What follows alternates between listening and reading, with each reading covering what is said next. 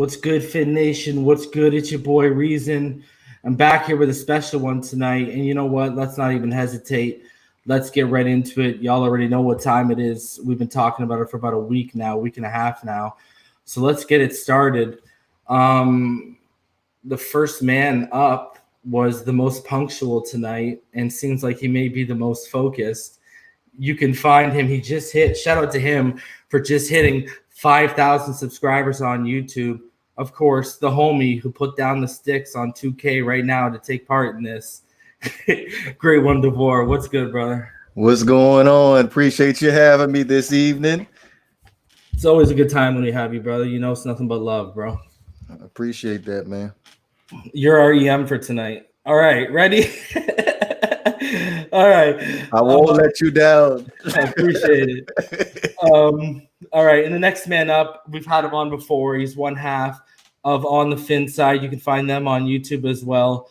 He's the homie as well. Paul Pickens Jr., what's good, brother? What's going on, guys? What's good tonight? I'm ready for this season, man. What's going on, man? Football is 24 hours away, boys. Think about that. So crazy. And then next up, y'all already know who he is. Familiar face. He's the triple OG, Mr. BallGame. What's good, brother? Flexing. Not Kato. BallGame flexing, baby. Ready to get it in. Let's get it. And then the next man up, he is really integral in helping me get what I'm doing at the Brawl Network right now. He used to be a part of the Dolphins Brawl, but now you can find him on Draft Brawl. He's still doing his thing with Blue Chip Scouting too. Phenomenal at what he does. Great follow on Twitter. You can find him at Dante Collinelli on Twitter. He's one of the people I respect, especially in the Dolphins community when it comes to breaking down film. So, what's good, Dante? How you doing tonight?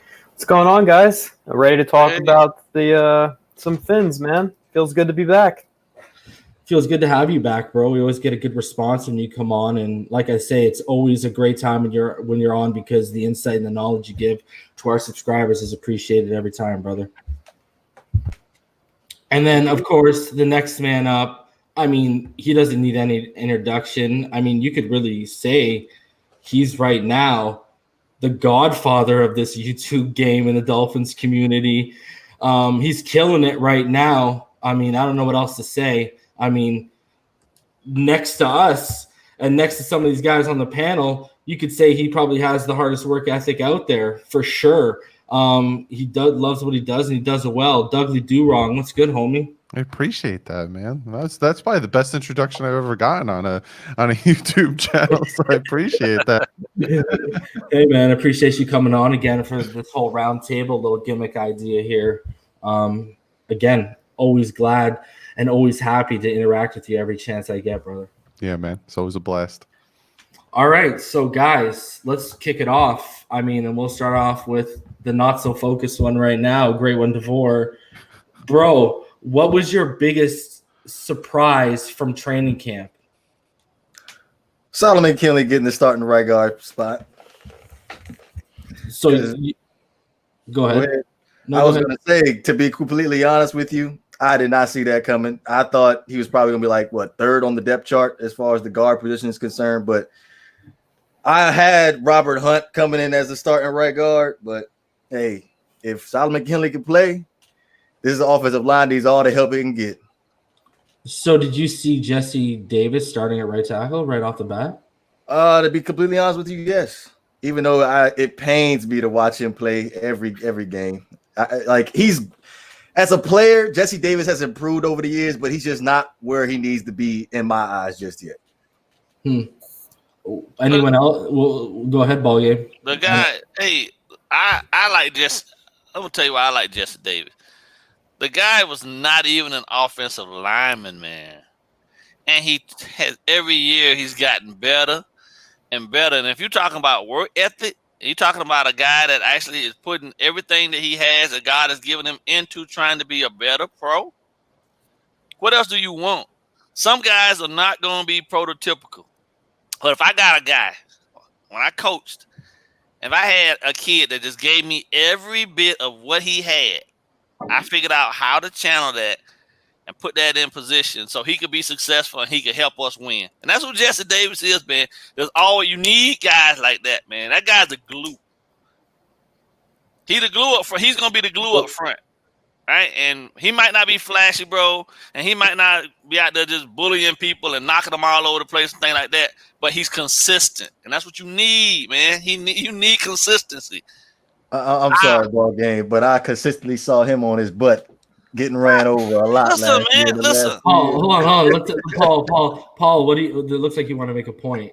Yeah, I'm gonna jump in here since I'm on this Brady bunch right between these two. It's my big surprise ties right into what we're talking about. Falls a little bit in the middle here. So I expected Robert Hunt to be a starter, but I also expected Solomon Kinley to be a starter. So my big surprise was not only Jesse Davis being named the team captain, but taking over that right tackle spot still, because I was really hoping for a Kinley and Hunt right side of that line. But I will say, BallGame, I'll agree with you in one respect with Jesse Davis. He is a hard worker. He plays a lot of different positions. So he absolutely has value on this team. But I was looking at him as that swing backup that can just gel in there anywhere on that offensive line, left or right. Yeah. See, I mean, I know we were talking about this in the chat because I'll get Dante and Douglas' thoughts on this in one sec. But see, why I wasn't surprised he was named team captain was the Zooms we've been sitting on where the rookies have highlighted him specifically, obviously, as well as Eric Flowers and Ted Karras and even Keaton Sutherland. But they've really talked about how Jesse Davis is mentoring them. So, I mean, that's why I wasn't shocked as a team captain. But, I mean, yeah, to go off this, and I'll let Dougley and Dante take over. I was surprised Adam Pankey made the team. That's where I was surprised. And the fact they have him lined up as a guard now, too, like not a tackle. So, anyways, Dougley, what are your thoughts? Yeah, man. I felt like the offensive line kind of fell exactly how I thought it was. I kind of predicted this exact offensive line about 2-3 weeks ago, just because of what I was hearing from camp that Robert Hunt was struggling, especially going up against Agba and Shaq Lawson. And then you just started hearing, especially during the scrimmage, that Kinley, he's just this monster of a man. Yeah. I was like, if they're going to put their best five out there, I wasn't surprised that Solomon Kinley got out there. But I honestly didn't think they were going to start three rookies. I had like BallGame said, Jesse Davis, yes, you look at his rankings and you look at some of his stats, they aren't great. But that man for the past 2 years has been busting his hump for this team and has seriously been not a great anchor, but he's been an anchor on this offensive line and consistent on this offensive line. So I honestly thought that we were going to have Flowers, Karras, and Jesse Davis. It just depended where were they going to put Davis.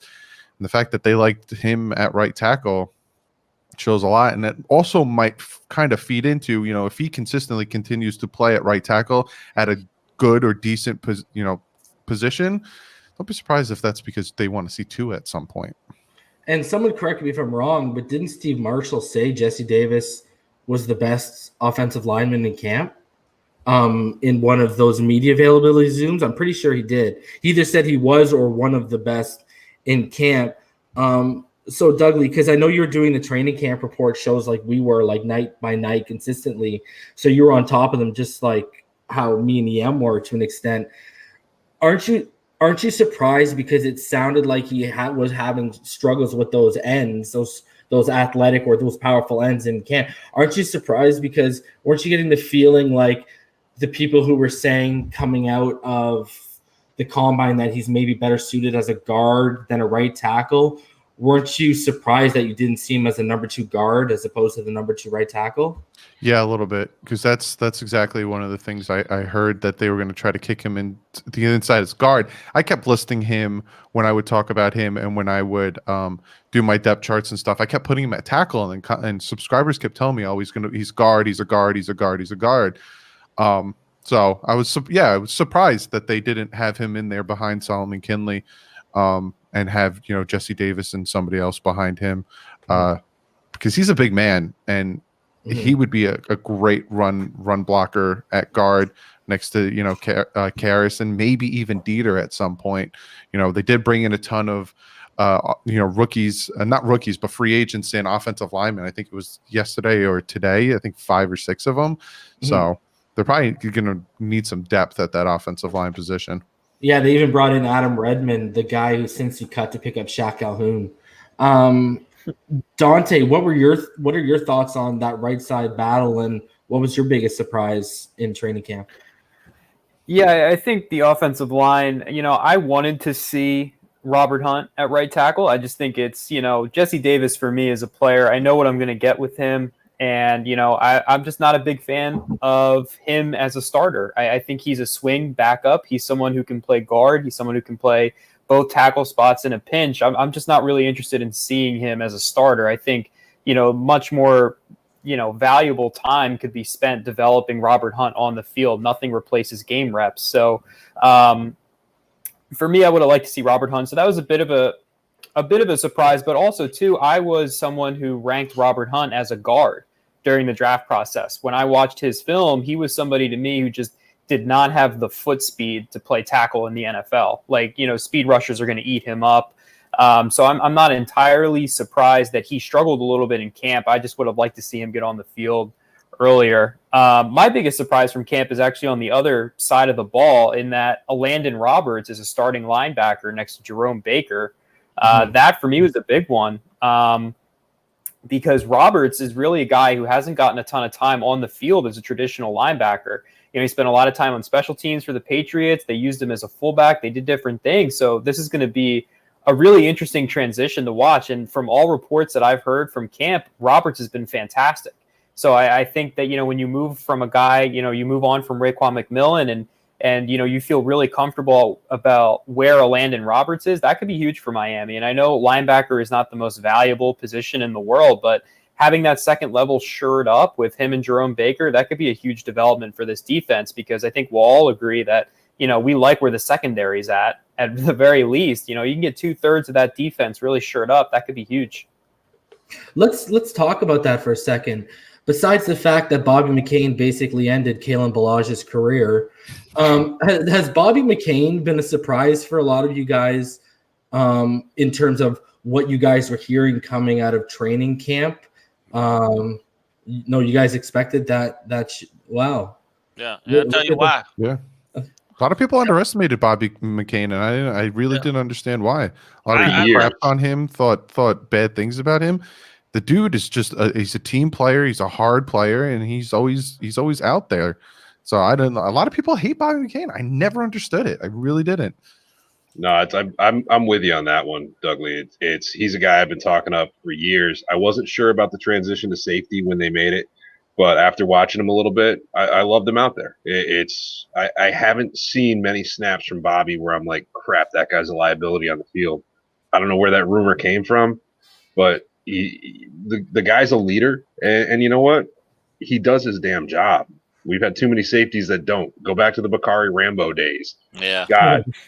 I think the biggest thing for me in regards to Bobby is that I know, and I remember watching after they signed him to his contract, why they signed him to his contract, and that type of, I'm telling you, man, it's some things you can't coach, man, and that dude got heart, so he's willing to go out there, make a transition to a position he's never played before, and not do bad at it. You know what I mean? I think I can only remember like one time in particular where I would have rather him go low as opposed to trying to go high on a tight end, and he got trucked.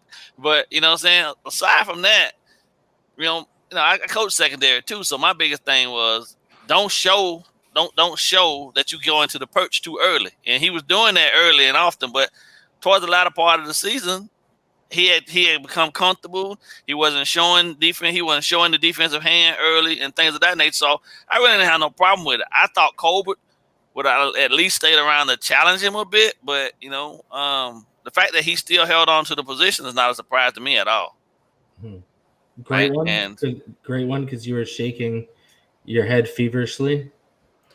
Well, with the because they were consistently bringing in different safeties during the course of camp. Mm-hmm. And they were keeping on dropping them. And I believe right after they dropped AJ Colbert, I was like, yep, Bobby McCain is going to be the starting free safety. Mm-hmm. Dante, what are your thoughts on Bobby?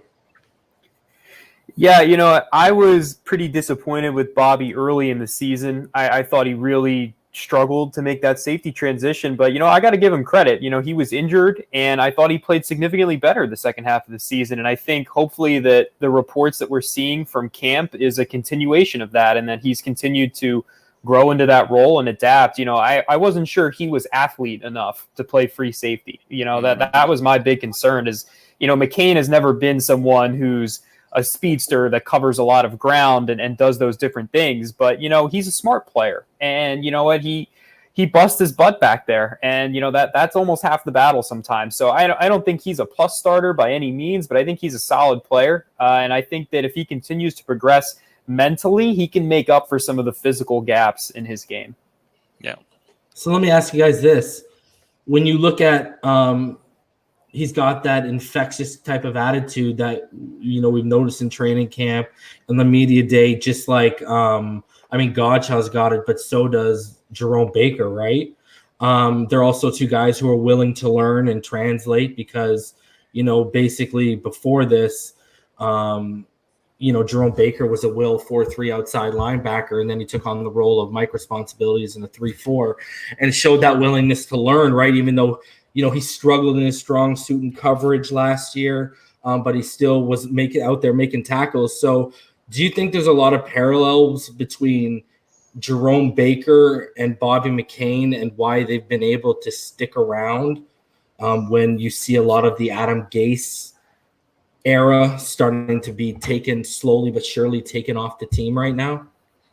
I think versatility is the reason why they're still around. Yep. Bobby McCain going from corner to safety. He could probably go right back to corner if he wants to. And Baker going from outside to inside. He could play wherever they need to. And the speed. I think that's the biggest thing with Baker. And that's why he's still here versus McMillan is his speed. Because look at Ruger Hill and look at all the other guys that we have at linebacker. Speed. Flores wants speed, especially going up against, Russell Wilson, Patrick Mahomes, Josh Allen twice, Cam Newton twice. Speed, speed, speed. Dante, you were shaking your head. I'm going to jump in. Okay, go ahead, Paul. No, go ahead, Paul. No, go. No, it's you guys kind of made a good point there that I just wanted to echo before we move along there. The fact that Miami's moved to that position was defense a lot last year. They're getting guys with flexibility on offense too. And you heard Kyle Van Noy on a lot of the Zoom calls and everything else talk about he's not a linebacker, he's not an edge rusher, he's a football player. Yeah. Brian Flores loves football players, and these guys with these infectious attitudes that are going to raise the play of the guys around them, guys that you can throw the same damn huddle out there with about 14 different formations. And that's what we're looking at here. We've seen it with the offense. We're starting to see it with the offense. We've seen it with the defense. And that's where a guy like a Landon Roberts comes in as a better step up. Can you tell me five situations you're going to use Rake McMillan in, or just one? Can you tell me that with a Landon Roberts? Yeah. Agreed. And that's where me and EM, when we parted ways on Kalen Ballage, I'll go back to that, was I said, give me football players that are athletes. Don't give me athletes that are football players. Right. And I think that's, we go back to what Dougley said. That's Jerome Baker, right? Talk about his athleticism, but that football player willingness to not only be competitive wherever they move him to adapt, but also being willing to adapt and being willing to learn and being willing and able to take on that role. Dante, what's your thoughts? Yeah, well, I think when I wrote about the Raekwon McMillan trade, my big rationale for why the Dolphins traded him was exactly what you guys just said. He's just not versatile enough, right? Like he's a two-down run-stopping player, and that's all he brings to the table. Jerome Baker, who, honestly, he struggled in coverage. I don't particularly love him in coverage, but the athlete that he is can be developed into a coverage player. And, like someone else said too, like he's clearly the best athlete that the Dolphins have on the second level. But it's not even close, really. He's fast. He's got speed. He can range sideline to sideline. His big trouble, honestly, is when he has to deal with contact. If you can clean up his hands and his ability to disengage from blocks, Baker's going to be a starting middle linebacker in this league for a long time. You just have to clean his stuff up. That's really it. Did you see? Which Zoom was it? Was it yesterday or the day before where he said that he's been working on his hand placement, his technique, and shedding blocks. Like that's been the one thing since summer that him and the linebacker coach have highlighted that he needs to improve on. So yeah, the hope is also that the guys that we brought in up front do a better job of occupying guys so they can't get to the second level, and he doesn't have to deal with a 315, 320 pound guard, or you know what I mean, or hell, even a 245 pound fullback. You know what I mean? They got the hole is plugged, and all he has to do is come down and settle and seek, as opposed to shed the guy and then try to go make the tackle 4 or 5 yards up the field. So if the guys up front do their job, I think you're going to see Baker take another step forward, and things are going to be that much better for him. Exactly. Agba, I think, said that over the weekend. I think it was like the last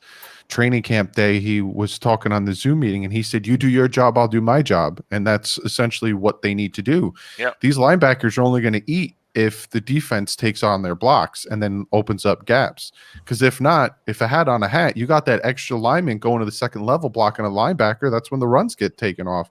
Right. So yeah, you do, like Agba said, you do your job, I do my job. Same thing goes with the secondary and the defensive line. If that secondary can jam a wide receiver and give that defensive lineman an extra second where the quarterback's going to hold the ball because he has to wait for his receiver to get open, that's a sack, and vice versa. If that defensive lineman can get at that quarterback an extra second or two quicker, that corner's not going to be running around like a chicken with his head cut off. Do your job. That's all you got to do. Yeah, and one thing I'll add too is on top of the big defensive meat monsters up front, the fact that Flores likes to move his players around so damn much before the snap confuses offensive linemen all day. I promise you, it makes people miss blocks, and then they're being occupied and they're having to try to figure that out. That's a damn nightmare for an offensive line. Yeah, that roaming defense where they're all just standing up except for one guy. Offensive linemen are like, who do I got? Who do I got? Yeah. Call it llamas. I had a defense I ran similar to that. I call it the llama defense, because when the linemen look up, they're looking to see where everybody's at, and there's a whole bunch of heads and bodies everywhere, and they're like, well, who we got, and they move on them. It's like they look like llamas up. You know how llamas be looking? So wait, Reason, can I ask everybody a question here real quick? Go ahead, because I will tell you, it was weird for me. The first time last year you guys saw the defense roaming around drunkenly like it was some kind of street ball game, I want to hear everybody's first reaction, including you, Reese. Was that the Pittsburgh game? I think it was. It was weird. It was like they weren't set or something. You're looking at it going, what are they doing? I was watching that game with my sons, and I said, that's St. Bonaventure against St. John Bosco. That's the only way I could confuse them to slow that offense down. So I had to have all my guys standing up, moving around. So I was like, hey, my son was like, Dad, that was us. That's what we did. I was like, yeah. I literally thought to myself, this is either going to work great or this is going to go horribly. I had no idea what the heck was going on. Just see them roaming. I'm like, oh, okay. It's like going for it on 4th and 1. It's either going to go great or it's going to go horribly. So I was very interested to see how that worked out. So I enjoyed it up to the point the Pittsburgh Steelers ended up scoring on that last drive before going into halftime. Bro, that was a disaster. I just misalignment. You'll have that though, dude. That's why they were early. They were learning it. You know how many Dolphin fans came out of that half on every social media network saying that we were tanking after that? I was pissed. Oh I was pissed. That was the example everyone pointed to that season, man. That's probably the reason Patrick Graham's still not with the team. Yeah, he got a better position with the Giants, and Flores wanted, he said, all right, yeah, go ahead, go. But I bet you after that game, Flores was like, what the hell are you doing, man? And if it was I think it was Xavier Howard, or no, I don't even think he was there. It was one corner got beat. The wide receiver beat him on the inside route, and he thought he had someone above him, and that's what, if you kept a hat on a hat, we would have got the friggin' we would have got a sack on that, and we would have looked like geniuses. It's another play where if it works, you look like a genius. If it doesn't, people think you're tanking. Yeah. and we had Look, too many of those. I'm just saying, So- why are we blitzing before going into halftime anyway? Exactly. So long as our corners aren't consistently 15 yards off the line of scrimmage, I'm good. Like, that's all I'm going to say. Joe B made the $5 donation, and he asked you guys, what midseason pickup makes this roster better? We don't know. That's a tough one, man. You know, We- who's gonna be? we You know ain't in what I the do? season yet. Yeah, but I tell you one thing. I don't think it'll be in with this regime and the way they go about developing players. I don't think it'll be too long before you see possibly, unfortunately, EM guy not making it long term. Hollins and Callaway, who has that get up and go, man. I think if we add a legit pass rusher, I think that's right now when I'm looking at the Miami Dolphins, that's the We don't only have thing. a premier pass rusher. That's the only thing that really worries me. I want another Jason Taylor. I want another Cameron Wake. I want a guy that the offensive line needs to focus on this guy, because you double him, Christian Wilkins, Agba, Lawson, Zeiler, they're going to get free. We need that premier pass rush. I think that's the only thing we're missing right now to take us over that level. All right. And I'm going to add to that real quick too. It's the Dolphins this year are not the Dolphins of last year. We're not in a position we're going to be grabbing people off the street and chucking them into the starting lineup. Yeah. You look at this roster top to bottom now, and you can legit see who those bottom 4 or 5 guys are that are going to be churned over and over and over again, be on and off, on and off, on and off. Right. It's barring significant catastrophic injury or some type of international water run in the middle of a lake with Breaking up, brother. Paul got that Mac Collins Wi-Fi right now.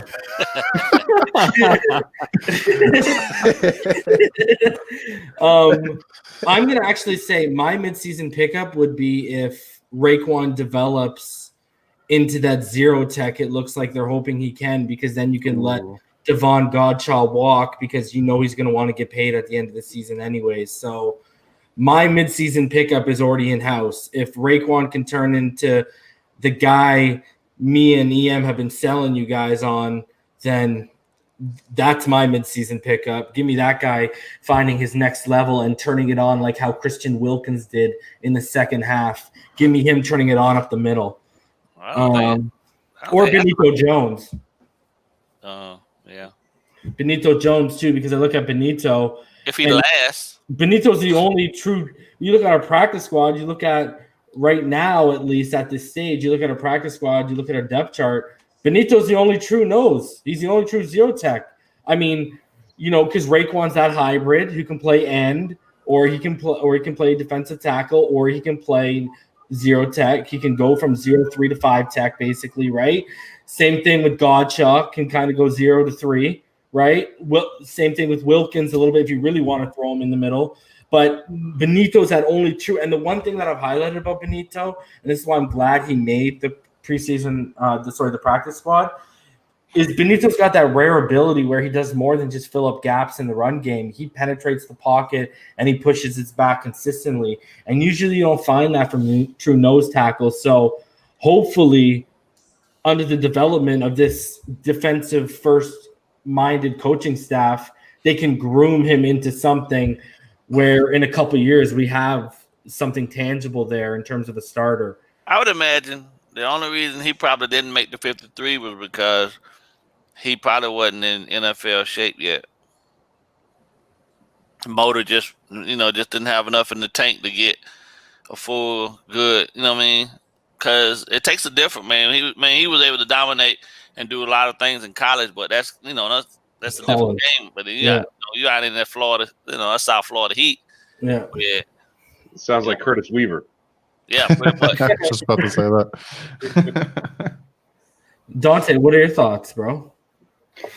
Yeah, I mean, I think Benito Jones could be a dude. I'm glad that they kept him along. I wasn't a huge fan of his tape, not going to lie, coming out of college, but I think that, you put him on the practice squad, you let him develop.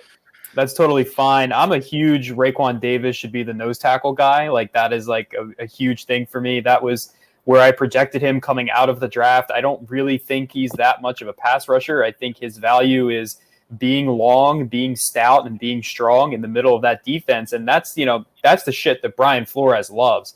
Like, if you ever heard a Brian Flores press conference, he talks about that stuff all the time with defensive tackles. Stack your blocks, get your hands, extend off your chest. Raekwon Davis is great at that stuff. So, like, you know that meme of Brian Flores like smiling when they drafted Raekwon Davis. Like, that's that's awesome, man. Like that is a Brian Flores type player. So I hope that's the direction they go with Raekwon, because I think you can plug him into that role right now and he could be effective. If you ask him to like go out and pass rush and try and win off the edge or win with speed, I don't think you're going to like what you see there. I think you're going to be much happier with him in the middle, stuffing up blocks. I'm going to be so hard on Raekwon if he is not everything on the planet, because I wanted A.J. Dillon so freaking bad at the end of the second round that I was so upset. Don't even get me started on that. Yeah, I was pretty yeah. I mean, you look at right now, I mean, J.K. Dobbins lined up with Ingram. I mean, AJ. Yeah, I was pretty high on AJ. When you look at him against stacked boxes, he was pretty ridiculous. I wanted Jonathan Taylor. That's who I wanted. Or give me that. You wanted Jonathan Taylor. Okay, sorry, my wanted Jonathan Taylor. Great one. What are your thoughts, bro? On the defensive line as a whole, or Benito Jones, or Raekwon? Yeah, like Raekwon Davis. I felt like when we ended up drafting Raekwon Davis, Devon Godchild going into a contract year, I didn't see the Dolphins end up paying him. So if Raekwon Davis can develop into being a nose tackle, because he's big, was he like 36 pounds, something like that? Yeah, he's over 330 right now. 336 pounds.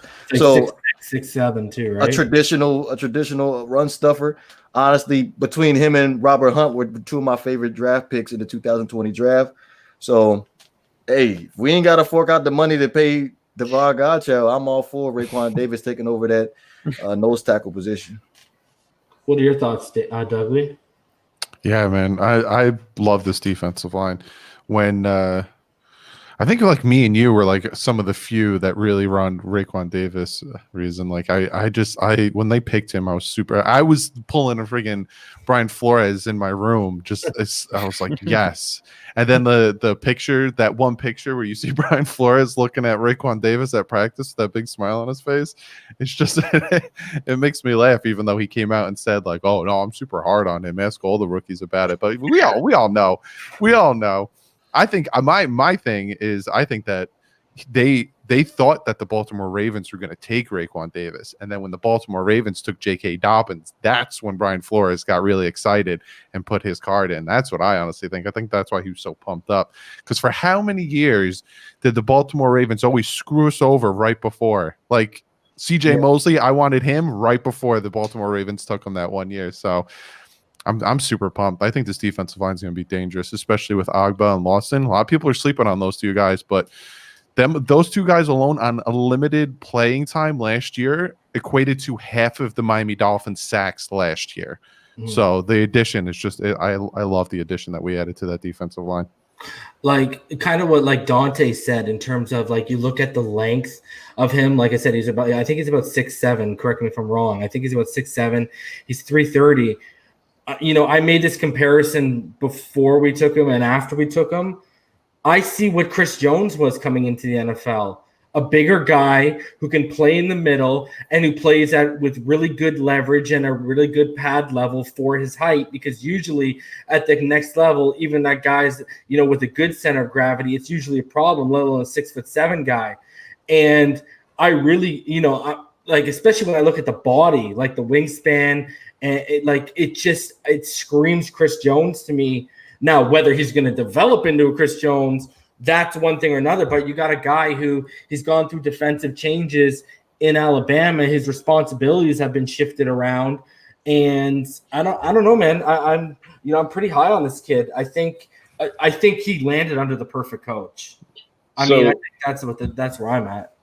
I'm going to throw this out here. It's going to be very interesting to see whether he turns into Chris Jones or he turns into Daryl Gardner, because he's got that same build, and if he doesn't get his technique refined a little bit, he's going to end up with a hell of a lot of back issues with that long torso. Yeah. So it's it could go one way or the other. I'm hoping Chris Jones, but you know what? We've got the depth on the D line that if he does wash out, we're still good. Mm-hmm. Let me ask you guys this, because when we talked about Austin Jackson going into camp, like, I know I've spoken to pretty much all of you guys about him, and we loved his footwork, how he slides in and out of both of his pass and run sets. I mean, there's no question about the athleticism. People were just kind of a little bit with his hand technique, hand placement. There were questions about that. You look at him right now, and also I question, because you saw it with Robert Hunt, you saw it a bit with Solomon Kinley. You never saw that violent streak, at least I didn't, with Austin Jackson. Were you guys surprised, as I was, at when he basically ripped the jersey off of Raekwon Davis in practice? Yeah. He looked a lot more raw than he's looked in training camp so far. Am I the only one surprised at, Dante? I mean, I know you watched a lot of film on this kid. Where are you at with what you've heard from training camp to what you saw on film? Yeah, I mean, I am a little bit surprised that he's been this good. I think that, because when Jackson came out, he was very much viewed, even the people that were high on him, viewed him as a technical project at left tackle. You were getting a very, very raw and young player that you were going to have to develop.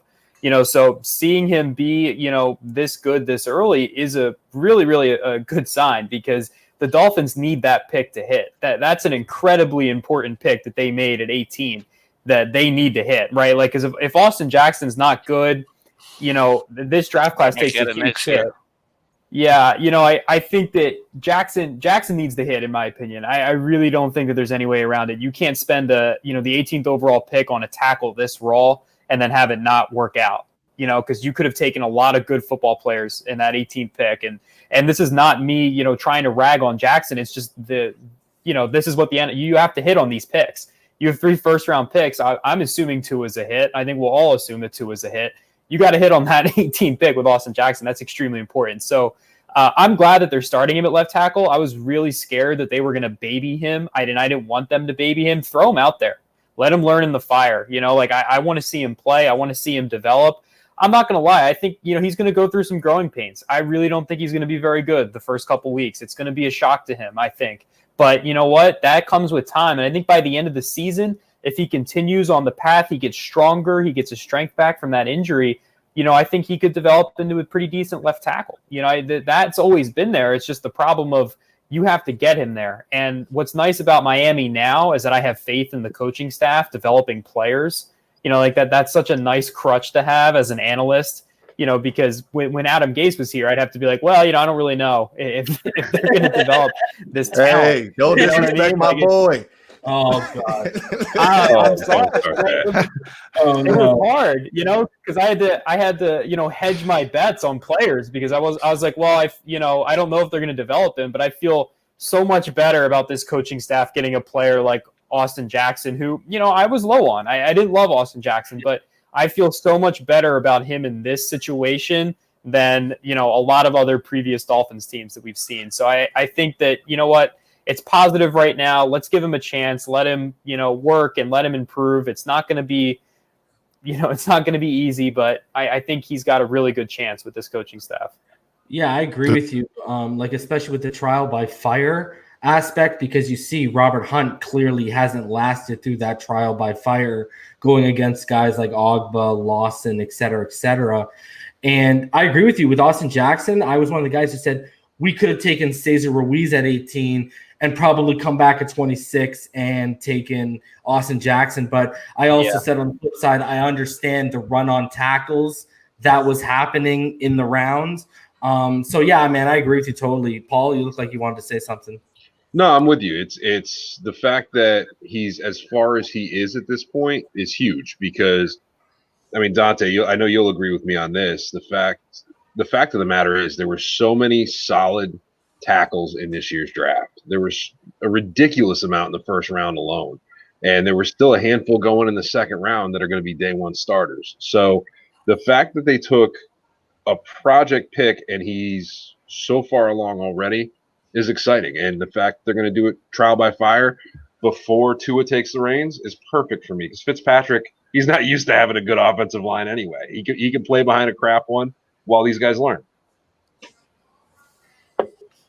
Yeah, the thing I love the most about Austin Jackson, he has the physical traits. He has the muscle, the size, the everything. He's a little bit raw, but we all knew that when we took him, hence us taking him at 18. It was kind of like, every time we did a mock draft and we didn't do any trades, once we took 2 at 5 in a mock draft, you knew for a fact at 18 you weren't getting the top 4 tackles in the draft. It just is what it is. But his press conference, I think it was like last week, where he talked about Tunsil. He said, they asked him about, him being compared to Tunsil coming out of college. Yep. And he was like, yeah, Tunsil was drafted by the Dolphins. I watched his tape. He said he's really good. And then he talked about his footwork 2 times in a row. He's so pinpoint on the footwork. And I love that he knows that as a left tackle, the footwork is important. Right. You don't want to get your feet crossed under you. You want to make sure they're level. So he already knows the things that he needs to work on, because he's going to be going up against some of the best pass rushers, Aaron Donald and all these guys. So I like that he knows it already, and he knows where his downside is and what he needs to work on. I think this kid's going to be really good. BallGame, you were going to say something? No, I was just listening, man. I can't, everybody has already hit on what I was going to say anyway, so.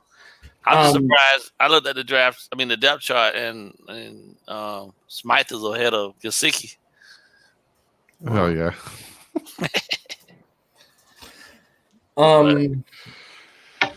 Yeah, because, I remember him saying of that conversation, Dougley, because I sat in on that Zoom, and I remember him also highlighting Taylor Lewan, Trent Williams, and Ronnie Stanley as guys he learns from watching on film. He watches a lot of film with those guys. Good feet. Those are some of those good names. Great one. Were you gonna say something? Regarding Austin Jackson, I was right with you as far as Cesar Ruiz. But I agree with Dante also about throwing him in there at day one, because really you have no other option other than the Julian Davenport, and he's going to take some time for him to develop into being the tackle that we hope for him to be. And that's definitely got to be, if that's not the number one hit the Miami Dolphins absolutely have to hit, it's definitely got to be Austin Jackson, especially if he gave rid of a Laremy Tunsil. I'd rather see Bobby McCain at left tackle than Julian Davenport. I'm with you, Paul. Seriously.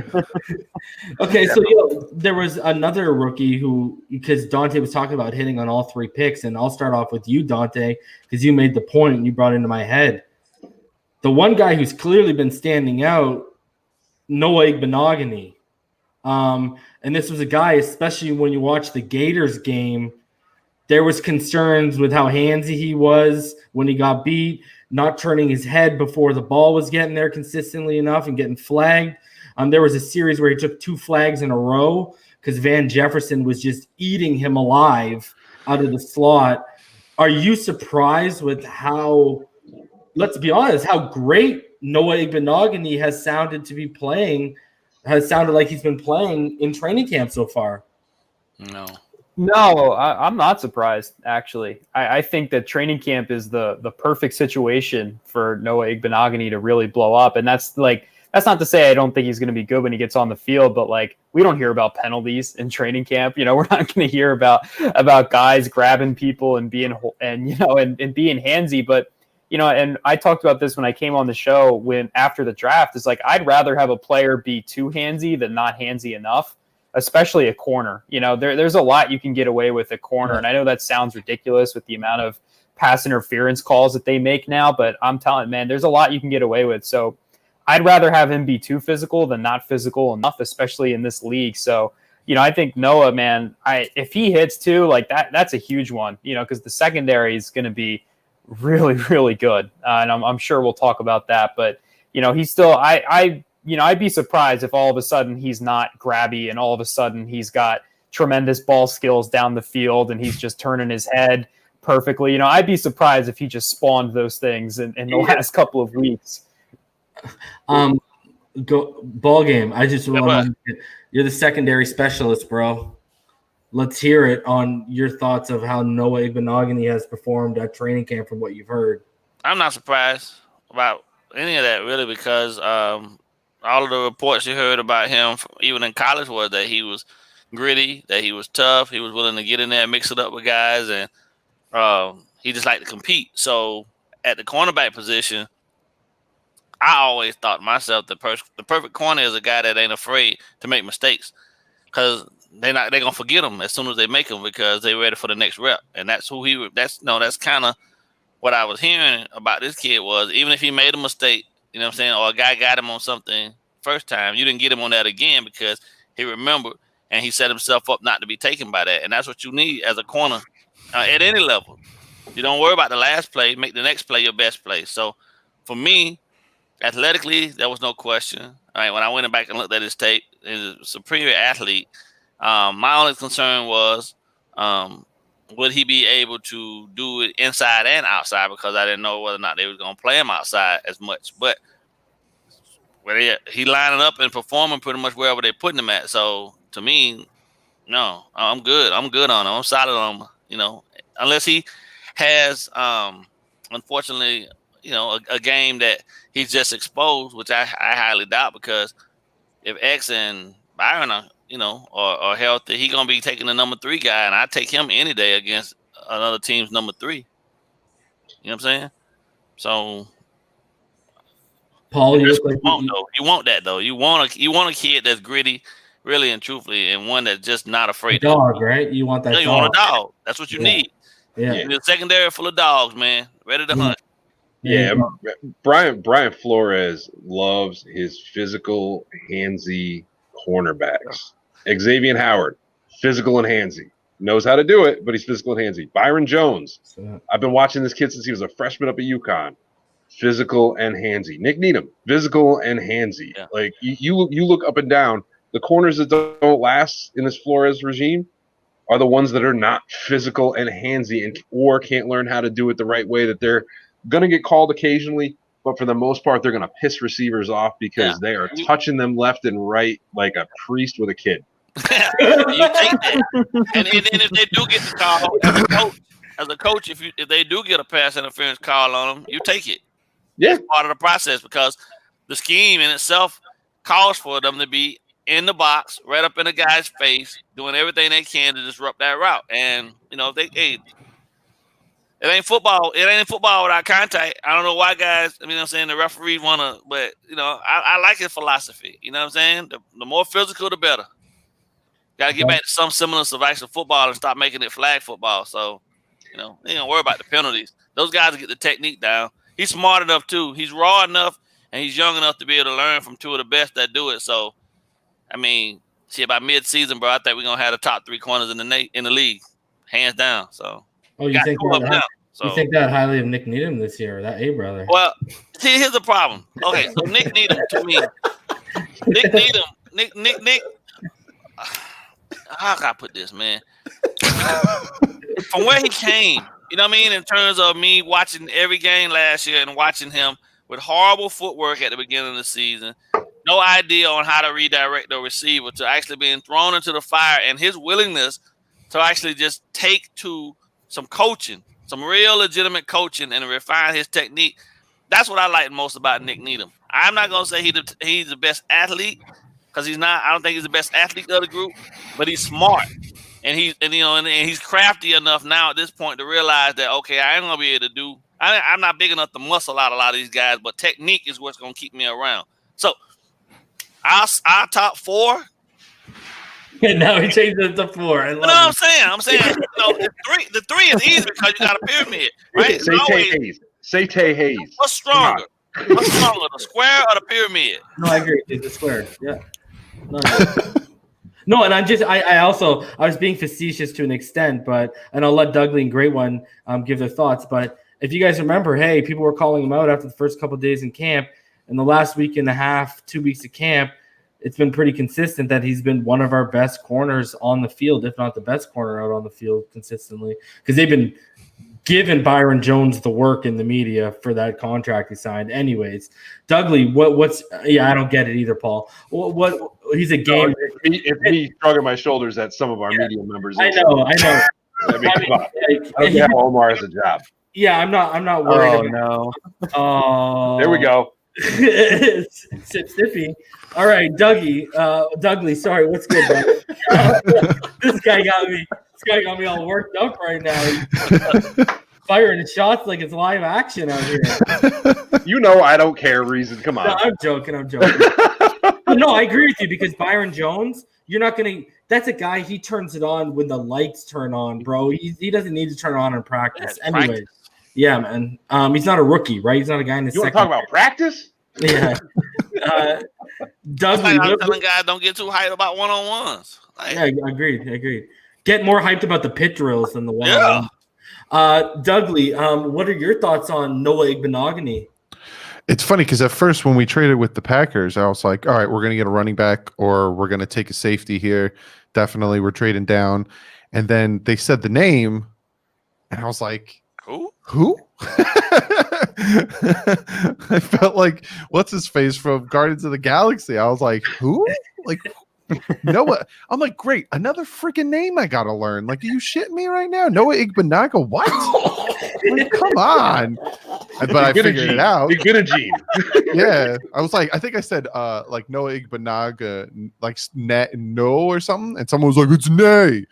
You know how we have to deal with that crap. But anyway, so at first I was like, who is this kid? And then I watched his tape and I'm like, oh, okay, that's interesting. He could play both safety and corner if, Flores wants him to. I'm like, this makes more sense to me on why he went with this route versus just going for a straight safety.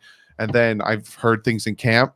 And like you guys were saying, he was very handsy and very grabby in college, but he has one of the best corners that no one talks about in Byron Jones that can teach him to do what he needs to do with his hands. Like Byron Jones doesn't get those interceptions, but he will shut you down. Like look at him versus top wide receivers last year, and he was shutting them down. So to have Noah Igbenogany learn from him and then learn from Xavier Howard, and I love Xavier Howard. Xavier Howard is the type of corner that when this dude's on the field, and that's a big thing, the dude needs to get on the field, he loves to mess with quarterbacks. He will let a wide receiver go for about 5 yards, and the quarterback thinks, oh, I got him, and then he catches up to that wide receiver and picks the ball off. He did it to Andrew Luck 2 times. He let T.Y. Hilton go a little bit, and then he was like, he got him right before the half, and then ran up and picked it off. Did it to Tom Brady with Cooks. Let him go a little bit, and then he caught up to him, Juju last year. It's like one of his 2 plays. Love it. Great one. What are your thoughts on Noah? Well, at the time, I'm gonna agree with Dudley here because I was like, yeah, we're going to get this safety right now. And then like when they said Noah Igbenogany, I was like, I don't even know who this dude is. But remember I was banging the table for Delpit. Yeah, I was banging the table. I was foaming at the mouth for Delpit. I was like, oh yeah, we getting Delpit. It's a done deal. And I was like, who? I was like, okay. They said a physical corner. That's one of the things I love. Big physical corners, and it's an excellent situation for Noah Igbenogany to be in, learning in front of Xavier Howard and Byron Jones. And to be honest with you, I could possibly see him making that move to safety at some point in his career. So that's not my bold prediction though. That's not my bold prediction. Let me ask you guys this. You look at the depth we have in the secondary. I mean, even if that Lynn Bowden trade didn't happen, it was said that Tay Hayes would have made the roster. Do you guys expect a lot of nickel and dime sets this year? Yeah, easily. We're in a passing league now. It's a passing league now. You need six guys that can go out there and cover. You know what I mean? Including your safeties, be guys that can lock up. So yeah, easily. I wouldn't be surprised if they run a base nickel style defense with 3 corners on the field. Yep. Let me follow it up with this. 3-3-5. Do you think this stems a little bit from the success Flores saw it have against guys like Patrick Mahomes and Lamar Jackson in the playoffs with the Patriots before he came over to the Dolphins? Because they basically built the blueprint on how to beat Lamar Jackson in the playoffs, right? With using multiple defensive backs, replacing linebackers with defensive backs, right? Yeah. So do you think, I know you said because it's a passing league right now, do you think it's because this team is building towards, if we're going to compete in the playoffs, this is how we're going to beat guys like Lamar Jackson and Patrick Mahomes? There's a shift. There's a shift in what the requirements are when guys are trying to get at the quarterback position. Most teams now are targeting kids that are highly mobile, able to get outside to the edge and actually run to get first downs and things of that nature. And, the last thing a defensive coordinator want to have to deal with is consistent moving the chains by the quarterback on first down. And Josh Allen killed us. So, yeah, the best way to combat a really fast, elusive quarterback is to have another guy out there on the field just as fast as him that can sit and right in front of him and mirror him all game. Some linebackers are capable of it. Jerome's fast enough, maybe. I think Ruger Hill is fast enough. But at the same time, if you got an extra guy you can bring in off the sideline that's even faster than those guys to run down a Lamar, why not? Mahomes ain't the best burner, but shit, Lamar Jackson probably the fastest quarterback since Vic. Or he might even be faster than Vic. And you need a corner to run after him.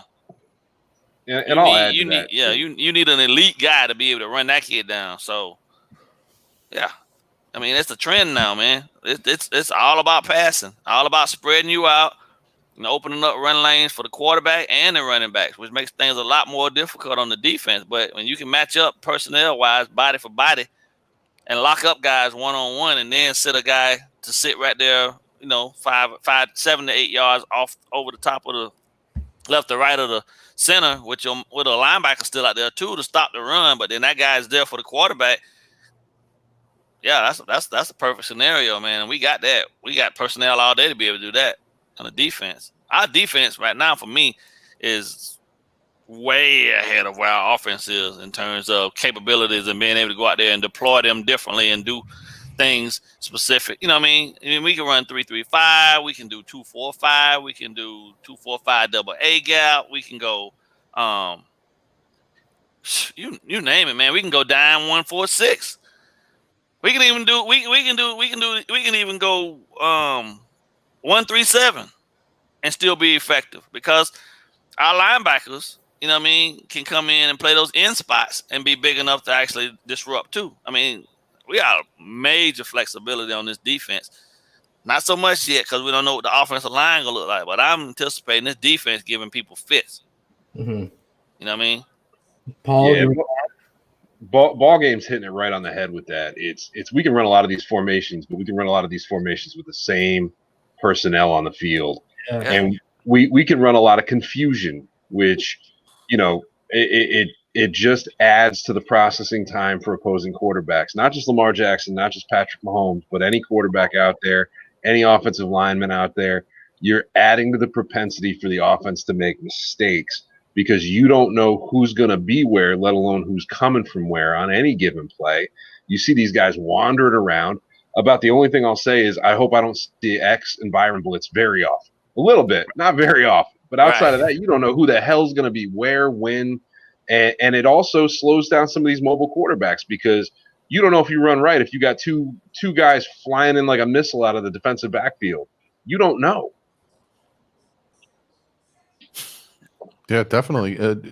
And we were talking about playing mobile quarterbacks. I remember when Cam Newton signed with the Patriots, everyone was like losing their mind. Oh my God, this and that. And I kept saying, I'm not worried about it. And I got so much heat for saying that. There's no difference adding Cam Newton versus having to play Josh Allen twice a year. Yeah, Cam Newton's a better thrower, but they're both extremely athletic. This week in practice, the Dolphins had Lynn Bowden Jr. and Malcolm Perry wearing red jerseys, essentially mimicking the quarterback. We've been doing that all off season, but we haven't been able to hear about it because, like everyone's saying, Brian Flores is getting ready to play these mobile quarterbacks. That's the new NFL. So, like you guys were all saying, they took the first year Lamar Jackson was in the playoffs. Look at what the Chargers did. Let's duplicate it. Let's get a ton of speed on the field, shut him down, and make him throw from in the pocket. He beats us that way. Fine. He beat us as a quarterback. But if he beats us with his legs, that's on us. Right. Mm-hmm. Dante?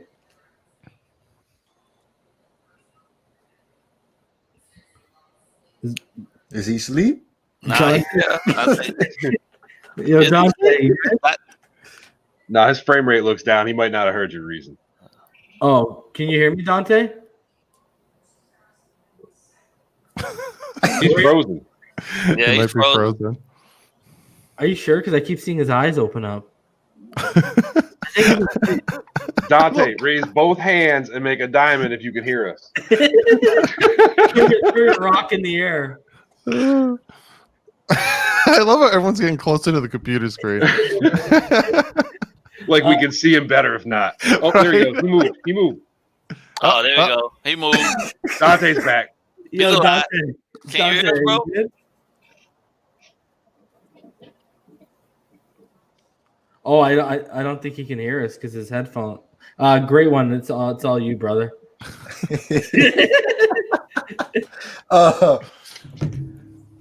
Well, it's going to lead into my bold prediction later, but I feel like that 3-3-5 set is going to be huge going against the mobile quarterbacks. Most definitely the Dolphins over the past several years have struggled against mobile quarterbacks, and us implementing that with the versatility that we have at the linebacker position, I think that'll be great. But I'm just going to keep that to myself till bold prediction time. All right. Before we get into the season predictions or whatever, I just wanted to get your guys' thoughts. I'll let you guys take the floor on this one.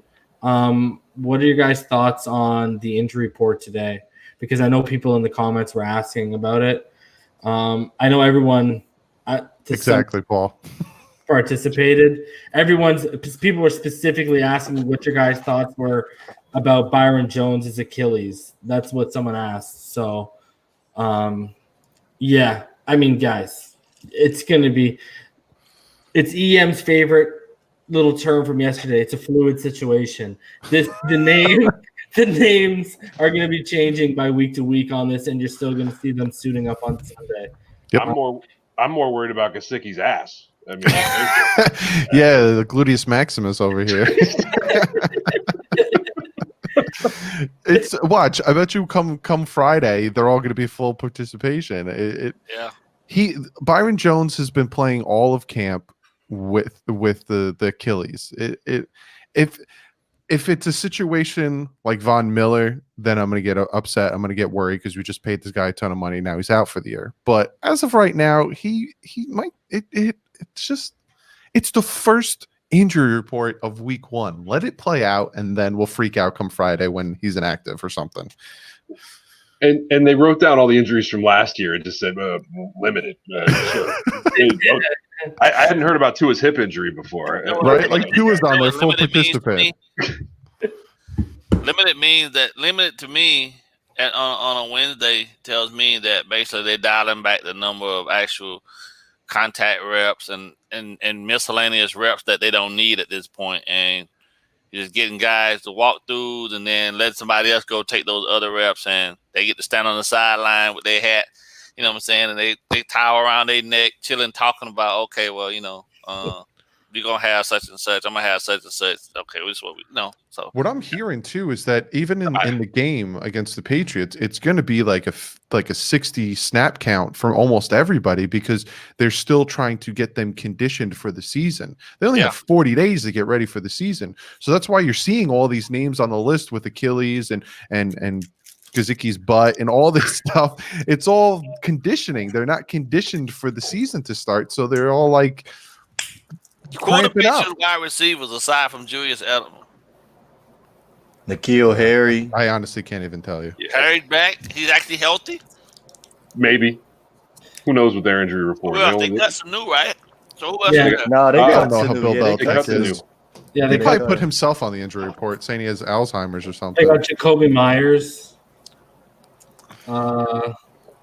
Pretty thin once you start getting past Julian Edelman. And it's even thin when you start with Julian Edelman. So we're gonna see a lot of the ball. We're gonna see a lot of run game.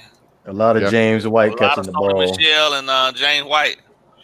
Did you see what the Patriots average run was last year? It was like 4.3 yards a carry. Oh, I So love when Brady threw the ball last They're year. gonna tote the rock now. They're gonna do that. Expect the Dolphins to run the ball a lot against them. Yep. All right, let's get into the predictions because we went game by game, guys, and we even have God bless his soul, EM's predictions up here. When you look at this and when you go through this, okay, you know what? Before we go through it, Dougley, there's an obvious omission from the list, and you put out a video yesterday kind of explaining this. So to an extent, so the floor is yours, my friend. Yeah, I'll like when we talk about each game, I'll give you guys my thoughts, my feelings on the game and how it could sway and all this stuff. But it's just I have such a hard time to like predict each game because we just don't know. Like the fact that on week 6 we're playing the Denver Broncos and now all of a sudden they don't have Von Miller. I see a lot of X's there. That could potentially change over now that they don't have Von Miller. So it's like we just don't know. Like that one great question that we had, that like who would we add midseason to make the team better? We don't know what we need at midseason. So like I'll give you guys my record prediction and I'll talk about each game. But to say like, oh, we're definitely going to win or definitely going to lose, it's just I find that so hard to do right now. But that's just me. People like to say I I'm a fence hopper. So. I'm glad you brought up the Broncos. You missed it before you joined. You sure did miss it. Broncos are trash. Oh yeah. You're crazy, bro. You're crazy. That's a playoff team, bro. I'm telling you right now. It's only because their division's trash. I mean, How they get into You the think playoffs? that division's I trash? think the Raiders are good, bro. They're not getting past The Raiders Chiefs. should be good. Chiefs gonna man, come on, man. Nobody over there ready for the Chiefs. I mean, they're gonna Yeah. play them tough, but at the end of the day, Let's be honest. If the Chargers didn't lose your Derwin James, you could legitimately, and I still think you're going to, you would legitimately probably have 2 teams potentially coming out and taking the 6th and 7th wild card spot. The Chiefs, and the Chiefs. No. Yo, first of all, the Raiders have one of the best offensive lines in football. You look at that depth behind the rookies, and who I think Brian Edwards is a stud. Henry Ruggs is a stud. Then you look at Hunter Renfrow, Zay Jones, guys who are depth pieces, but they've stuck around even before the Gruden regime. Same with Jalen Richard. He's a consistent, steady, solid number 2. Devontae Booker is more than a serviceable number 3. And Josh Jacobs, pretty much we can all agree on, is special. So it really comes down to Derek Carr, and I think Derek Carr has enough pieces around him. And I think that defense, another year of Max Crosby, I think Raekwon McMillan is a perfect fit for that defense. I think they're, other than the teams in their division, I think they're set up to have a pretty successful because I think it's going to be a dogfight between them and Denver for number 2 in that division. And obviously, I agree with you all that KC's going to run away with it. But, yeah, man, I don't think it's far-fetched that 2 teams out of that division could take 2 of the wild card spots. Gruden could screw up even with the Chiefs roster. yeah. Wow. Running the same play. 2 teams out of the AFC North. Pittsburgh probably make a somewhat of a resurgence back to some respectability just a bit. They got Juju some help, so we'll see. They always gonna pound the rock. The defense is young, fast. They're gonna be flying around. So I'd see the extra team coming out of there as opposed to the AFC West. Yeah, I have Baltimore at 1 seed. I have KC at the 2 seed. I have Indianapolis at the 3 seed. I have Buffalo at the 4 seed. I have Pittsburgh at the 5 seed. I have Denver at 6. And then I have Las Vegas at 7. So you got Denver getting in before Pittsburgh with Roethlisberger back? No, I just said Pittsburgh's 5. Oh, Pittsburgh's 5. And Denver's 6, and Las Vegas is 7. I don't think the AFC West that tough. Yeah, they not that good. I'm just sliding my face out of frame so nobody associates me with that prediction. Well, I think they're going to be like you look at. I think they're going to both teams are going to be better than Cleveland. I think Tennessee is going to take a step back. I don't think they're a legitimate playoff team if they have a slow start again, like we talked about before we went live, with Derrick Henry being a back half of the season rusher. They got to have a decent start. And then you go look at it. What, Houston? No, man. Houston, like I said, their whole receiving core going to be on the IR by halfway through the season, right next to J.J. Watt. The problem is, So that's what we want to happen. But if them guys stay healthy, There you They go. got Really. a crack team over Yeah. there. Watson got his money. I don't know if he's going to be playing as hard. If ifs and buts were candies and nuts, Oh. we'd all live in a wonderful Yeah, world, I'm my friend. I mean, There's nothing but speed at that wide receiver position for that's Houston. it, man. They got Yeah, a but track look team at over there. what could speed when all it's doing is running to the rehab room on Getting game some day, icy bro. hot on their gluteus maximus. Yeah, and make sure it just stays on your gluteus and don't get in the front because it's a wrap when that happens. And you don't want in that crack either. Boy, oh boy. Oh, no. That sounds like the voice of experience talking there, Doug. Yeah, man, I played football. It's good. You get that in the wrong spot. Hi, Chihuahua. Bro, that's how I got. That's how I got on the front, doing up the old hammies and thighs. Oh, this is when the conversation went from good to great. I'm so glad I bashed Denver right now. At least we can say the two consistencies across the board, other than it could have been three, but Paul had to be outside the box and pick Seattle to lose to us. San Francisco and KC. I guess we can all pretty much agree that's a wrap. Well, Okay, Doug, go ahead. Go ahead. the Kansas City one, and again, this is why you don't see my name up there. Every year, it seems like Patrick Mahomes gets banged up and misses a game or two. What if? Now, this is a big what if. What if that game, Kansas City comes to Miami, and the starting quarterback for the Kansas City Chiefs is Chad Henne? Super Bowl champion Chad Henne? Yeah, what would you do? Do you think we're going to lose that one still? No. Chad Henne won a couple games last year. So it's a good team still. How much of their secondary opted out again? Let me ask you that. I just want to see if he can overthrow Tyreek Hill like he did Ted Ginn so many times on primetime. That's what I'd be watching for. But Chad Henne can overthrow the moon if he needs to. It's funny because I'm looking at your guys' picks and I'm noticing a few of you guys think we're going to get swept by the Bills, and now I'm cautious. I'm wondering about this one. So it's Reason. I'm looking at Reason, Paul, and BallGame have us getting swept by the Bills. Do you not know that it's the Bills that they in the last 20 years have not had a back-to-back winning season, and that without a bad Fitzpatrick throw on the goal line, we would have beat them in Buffalo? Like, are we not? Are this the same Buffalo team that we're talking about? I'm gonna jump in first there since you're looking at me first too. It's all I up. had him go. All I had up. him go 10-6. We got to lose some games, Dudley. I mean, Of course, Oh, yeah. you got to but pick a That's your different game than reasoning? Buffalo because we got to get a couple of division wins here, Paul. Okay. You can't give Buffalo. I also had to sweep the Patriots because I do think we pull out week one, and I think Cam Newton's So do I. on hospital Thank you for journey making that for the point. second game. Like Thank you for making that point for me to piggyback on, Paul. I did too. Go I'm ahead. sorry, we splitting with the Patriots. That ain't have it. We ain't sweeping the Patriots. well, I think we'll split the Jets. I can't have Cam Newton healthy in December. No, that's not happening. It just isn't. And Stidham's already getting hurt without a preseason game. I mean, it's Okay, we're so gonna be playing against Brian Hoyer in December. We're good. We all saw how that happened last year with the Colts. Here's my thing though.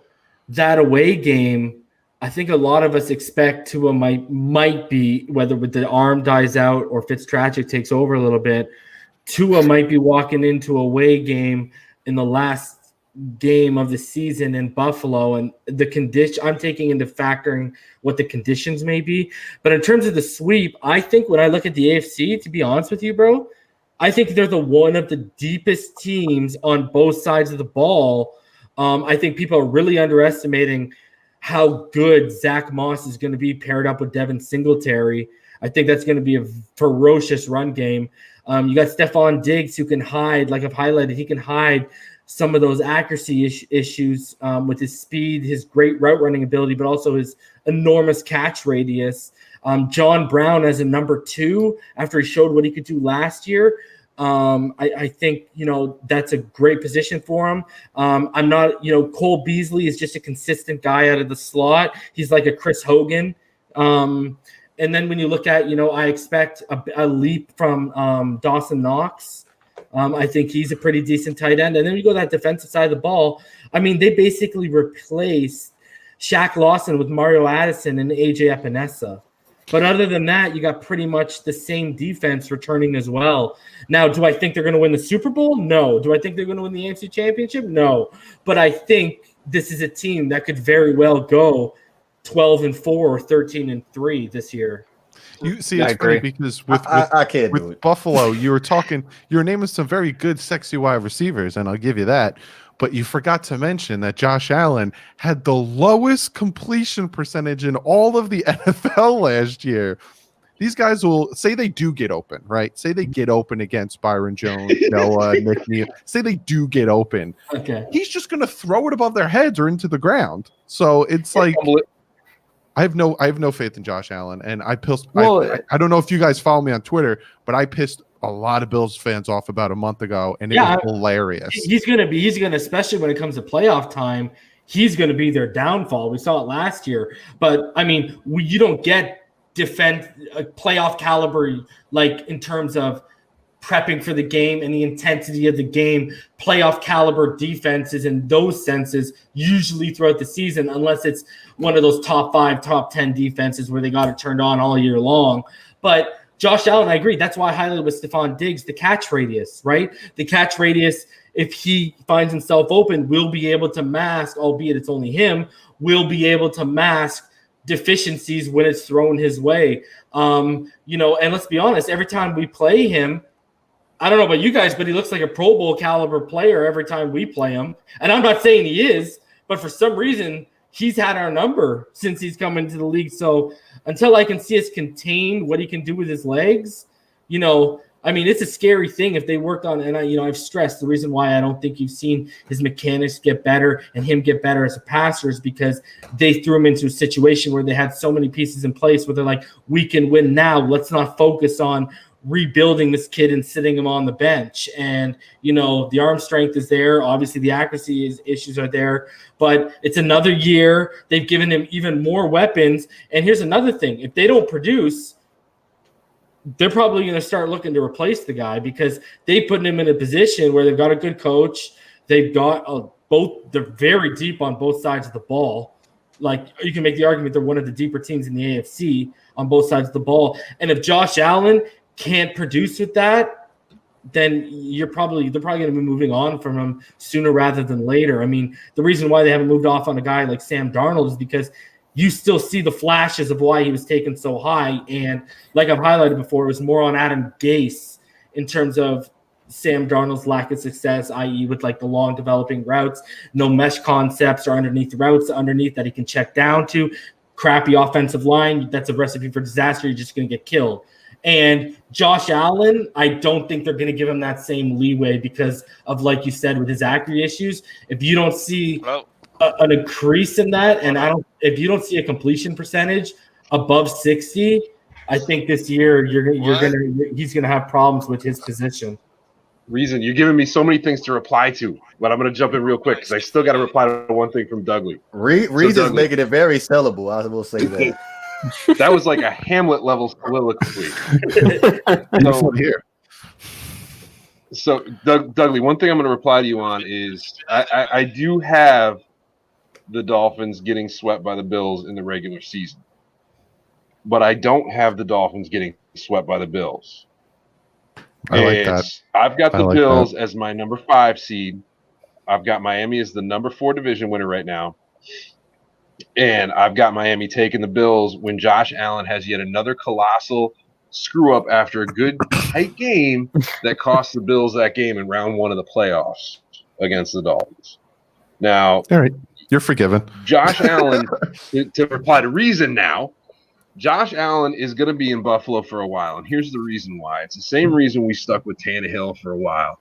He's he shows his tantalizing athletic ability, and as somebody that if you can just get the right quarterback whisperer in, you're gonna get there. And so we're gonna see Josh Allen float around Buffalo for a while. They're gonna replace coordinators, they're gonna replace head coaches, they're gonna replace the entirety of the offense around him. And eventually they're gonna realize that if they just pull him in the final minute and a half of a game, he's pretty damn good. Yeah, I think with the Josh Allen thing, like Buffalo has built that team specifically to be good around Josh Allen. Every single receiver on the team is a natural separator. They've got 2 really good young running backs. The offensive line is really solid. So, like, you can laugh about Josh Allen's completion percentage all you want, and I do too. I laugh about it all the time, but it does. Like, I don't think the Bills care. I really don't, because he wins them games. You know, we can laugh about Josh Allen sucking all we want. He won 10 games last year and would have won a playoff game if he didn't throw it, to a fullback in double coverage 50 yards down the field. So I think that, we can laugh about Josh Allen all we want, but the rest of Buffalo is so damn good that, you know what? I don't have Buffalo sweeping Miami, but, they could. And, this defense is phenomenal. The pieces around Josh Allen is really good. I love their head coach. I love their play caller as well.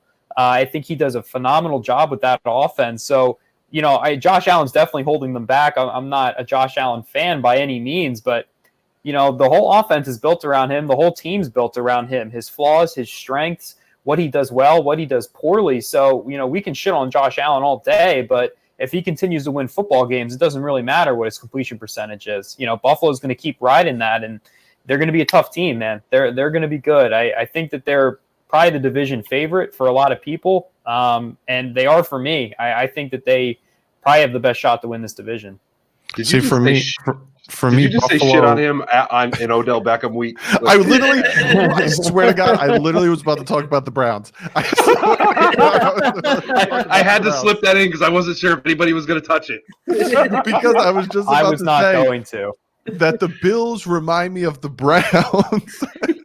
Because they both need to prove that they could be consistently good. The Browns added so much talent and literally won one more game than the Dolphins, who had no talent. The Bills, on the other hand, how many times we've been Dolphin fans forever, so all of us can answer this question.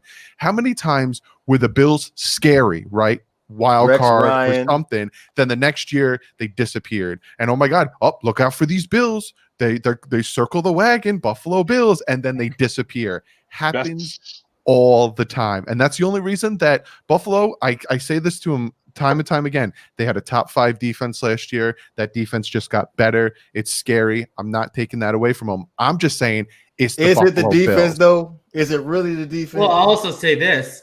I think the Browns would have won more games with Sean McDermott than they would have with Freddie Kitchens. Yeah. I agree. Yeah. Also, like, the Browns didn't go 10-6 the year that they, they were bad, and then everyone expected them to be Super Bowl contenders out of nowhere. At least Buffalo had a decent season last year. There's significantly more to build off of for Buffalo than what Cleveland had. It was like somebody took a dump on Cleveland's chest or something. Oh my God! I honestly, really, we're not supposed to dwell on what happened last year, but who did the Bills really play last year that you could actually say that the Bills are going to be a threat in 2020? Thank you. Yeah. I didn't know. I thought we were worried about tomorrow and not yesterday. Understandable, but we're talking about their defense, and Dante said Josh Allen wins you games, and I'm looking at. Well, I literally watched every single game since Game Pass has been free since the pandemic started of the Bills, and I'm looking at their schedule. I'm like, yo, they just won games where they were just at the right place at the right time. The games that they was playing, so I'm not sold on the Bills yet. Like Dougley said, we've been more scared of the Bills in the past when Rex Ryan had like Mario Williams and Marcel Darius, and who was the other guy on the opposite side? Jerry Hughes, that was killing it. And I'm not scared of the Bills this year. Or just like Josh Allen, don't look Yes. behind you when you throw a lateral.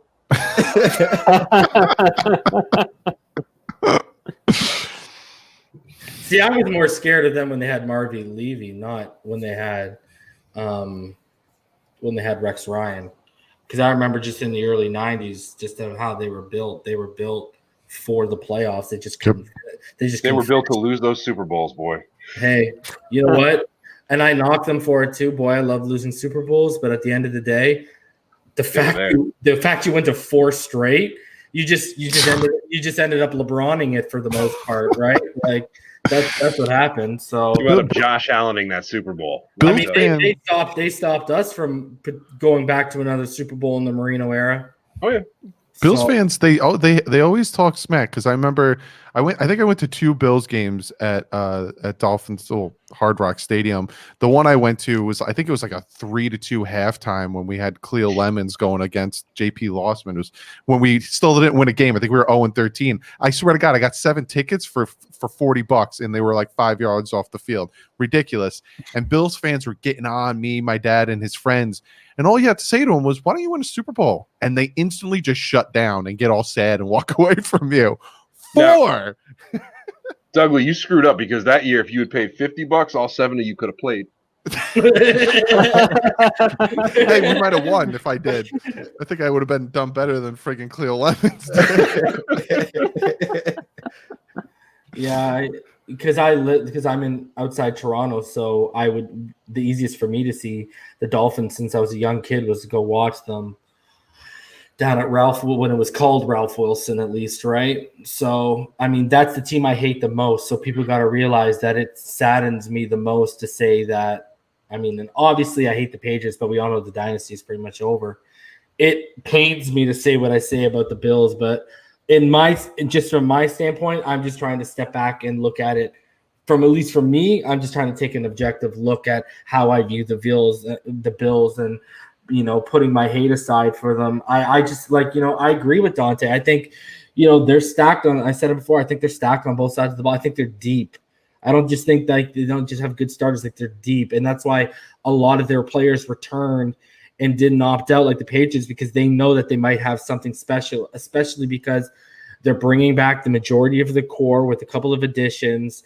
They got a good coaching staff in place. They're one of those teams where they could sneak up and surprise everyone given the circumstances, because really my theory with who's going to win in this COVID-ridden season are obviously the team that can stay most healthy, but also the team that brought back the majority of its core from last year, because I think, they already know how to work with each other, especially with no preseason games. If you're a team like the Dolphins who's full of draft and free agency additions, yeah, we look good on paper, but these guys haven't even communicated on live snaps yet. They've only communicated on practice reps, and that goes all the way from the front on the offensive line all the way to the front on the defensive line back to the secondary. I mean, these guys, you've got new additions there. Now, you do have some people there that were there last year in terms of especially the secondary, like Rowe and Xavier Howard and Nick Needham and stuff like that. So I'm not as worried with the secondary as I really am with that linebacker and that front. That's where I'm a little bit. I think the front of the offensive line and I think the front of the defense that's the most intrigued I am to see of how they respond from week 1 on, because I forget who said it earlier, but it's a narrative I've been spinning. I believe that the first half of the season, you guys see I have us starting 2-4, right? Those first 6 games, that's a reflection of growing pains with that offensive line as well, especially that Buffalo game, especially that Seattle game, especially that San Fran game. And even without Von Miller, that's a damn good defense in Denver still. They're not elite anymore, maybe, but they're still damn good. So, Reason I got to jump in for a second, because you said one of the saddest things I've ever heard in my life. And I'm going to talk directly to your listeners for a minute. The stadium that makes it easiest for Reason to go to an NFL game is a glorified 80s hockey arena up there at Ralph Wilson Stadium. I've seen the donations popping up in the bottom of the screen here. Can y'all please make some donations to get his ass to a real stadium? I don't even care which one. Get him to get him down to take a dump in Cleveland if you have to. Or somebody send him to a stadium that's not a broken down old 80s hockey arena. All right, back to you, Reason. Thanks, bro. Can I say something real quick? Go ahead. Before we continue talking about the That's Bills. amusing. They only beat one team that was above 500, and that was the Marcus Mariota Titans last year. That's the only team they beat put over 500. The Marcus Mariota Titans were not over 500 though. At the time, they weren't, but I'm just saying they were Marcus Mariota's Titans, not Ryan Tannehill's Titans. Exactly. I mean, Again, I'm not saying that the Bills are. You know what? I'm a Dolphins fan. I'm going to say the Bills are going to suck this year. I'm sorry. It just they are the Bills. Prove me wrong, Buffalo. Prove me wrong. But I doubt it. Prove him wrong. Don't prove him wrong. Stay in your little hockey stadium. Yeah, go ahead and stay where y'all at. Keep going. all I'm gonna say is, come week 2, you better hope that run defense is a lot more stellar than what it was last year. Because if it ain't against Zach Moss, who basically that guy wakes up, gets out of bed, and shakes a tackle before he puts his slippers on and brushes his teeth. And then you add on with Devin Singletary, who I don't care what anyone says. Devin Singletary flashed last year, and Devin Singletary through preseason and the regular season when he came back from injury. I mean, let's be honest, he's one of the reasons why they also cut ties with Frank Gore. Devin Singletary flashed. So we better have our run stop in order, because if we don't, it's going to be a long day at the office in week 2. I just noticed EM has us going 5-1 in the division and losing to the pitiful Denver Broncos. I'm just going to leave that out there.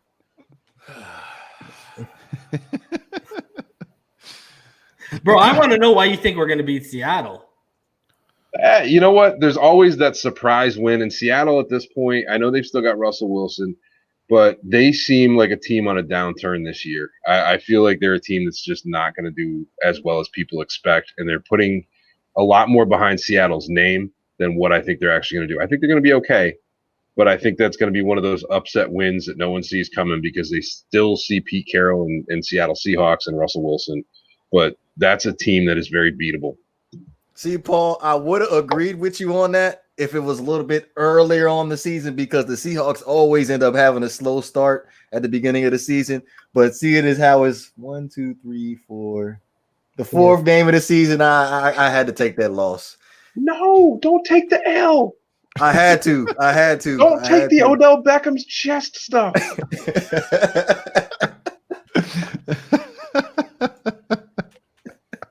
Oh boy. Yeah, I don't know, man. They're going from the West Coast all the way to Miami. I don't know. It's hot in Miami. It's hot. It's There's hot. no 12 And man this year.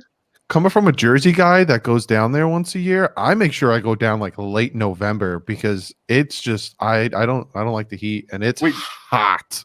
Dougley, you're a Jersey guy? Yep. Why have we not like given each other a little hug at MetLife? Oh, we will. All right. Next We'll kiss you year, right on the you and cheek. me, it's a date. I got you. Definitely. Dougley, I went to the training camp last year and I had a jersey and a t-shirt underneath the jersey with some jeans on. And I'm from Maryland. Crazy. You're wearing jeans on top of it? Wow. I don't even No know wonder how you're I so made skinny. it, man. That's like sweating for wrestling. This guy. Hey, I'll be right back, guys. I apologize. My dogs are going nuts upstairs. Okay. No worries. All right. So, I mean, really, as we look at this, Dante, I got to ask you, my friend, you think we're going to lose when we go away to the Jets off back-to-backs? Yeah. What's your thought? And also you got the Bengals. So you're yeah. Look I at wanted you. to ask about that myself. Let's hear it, brother. Here's the thing with the Jets thing is that I think you guys are really underestimating how difficult it is to beat the same team like that back to back. Like it's just not something that happens a lot, and I'm playing the numbers a little bit there. You can flip those games. You can do whatever you want. I just think it's incredibly difficult to sweep a team like that close together. It's just not something that happens very often. And as bad as the Jets are, and as much as I hate Adam Gase, they are comparable enough to us that I just don't think that we're going to sweep them. Like it's just not something that happens like that in a back-to-back week. You can flip those games. If you guys want to say Tua's in for the away game and that's the one that we win, and the home game is Ryan Fitzpatrick's last game, fine. It's whatever. But it's extremely difficult to beat the same team back-to-back times like that. There's too much game planning, especially with a bye week too. And, I know how we all feel about Adam Gase and, and I feel the same way, but it's extremely difficult to do that. It almost never happens. It would be a gigantic statistical anomaly if the Dolphins were to win both of those games with the bye week there, especially because that's 2 weeks to prepare. Now, the Bengals game, honestly, I went back and forth on that one a lot. I think I'm just higher on the Bengals than a lot of people. I like their offense more than a lot of people. The offensive line's not very good, but I like the weapons that they have around Joe Burrow. I think their defense is pretty underrated. I think they've got a couple of guys in the secondary that I like, William Jackson, Jesse Bates. I really like their defensive line. They're a little bit older, but their experience, I think they'll manhandle the Dolphins offensive line, the rookies. I don't like that matchup. That scares me. That one could go either way. I could easily see Miami winning that game. I don't feel strongly about that prediction at all. I just think that Cincinnati they're going to win 3 games somewhere. And I think for them, they're going to view the Dolphins as a winnable game. But that one could go either way, and there's a couple other ones too. I think I'm the lowest person here at 6 and 10. Yeah, you're 6 and 10. Yeah, and I'm second lowest at 8 and 8. Yeah, you could flip a couple of games and go 8 and 8. It would not bother me. You could flip the Bengals game. That's fine. I could see us beating Arizona too. Obviously I think we could sweep the Jets. I just think it's highly improbable. It's just not something that happens. In sweep football. The leg, Dante. Sweep the leg. Look, I know a lot of people are going to say, well, we won 5 games with nothing last year. And I understand where people are coming from, but this schedule is significantly more difficult. The teams haven't had time to gel. We're throwing an entire new offensive and defensive line together. There's a lot of really tough games in the beginning of the season. So, again, you could flip a couple games. I'm fine with 8 and 8. I just, this is a tough schedule, and I'm just not as high on Miami as you guys seem to be, which, I understand that's going to get me some hate. I get it. Yeah, my whole thought process with that Jets is, like I said, I feel like that's the perfect, you integrate Tua into the starting offense on that home game. I think they would beat them anyways. I'm really not high on that defense since they lost Jamal Adams. CJ Mosley's gone. Their best defender, I can make the argument, is probably Brian Poole, their slot corner right now. They're going to be leaning on rookies and younger guys, especially at the safety position. I just, I feel like that's one of those things where I think we'll beat them at home. I think then, I think we'll beat them kind of handily at home. And then I think we're going to go back and, you see the culture we're building. We're going to go right back into the film room, especially if you got a young Tua Tagovailoa starting, because you want him to clean up everything that he was messing up if you do win. So I think the reason why is I think with Fitzpatrick or Tua, I think we can gash that defense pretty good, especially with that run game as well. That's why I think we can sweep them back to back at least. I don't know what everyone else's feeling is.